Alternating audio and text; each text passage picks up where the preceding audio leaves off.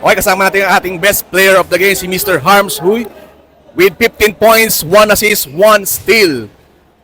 Sir, first game mo sa liga to, although medyo na-late lang tayo ng konti, pero nakita mo pa rin yung consistency mo sa shooting. Paano mo nagawa yun? Paano mo in-inspire din?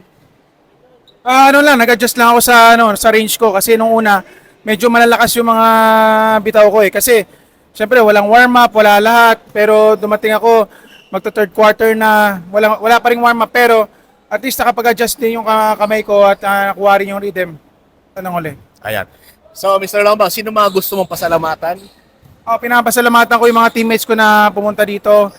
At syempre, yung mga bumubuo ng liga nito sa Above Ground Basketball League. Thank you for supporting and inviting us to play here. Ayan. Again, our best player, Mr. Longbang. Thank you.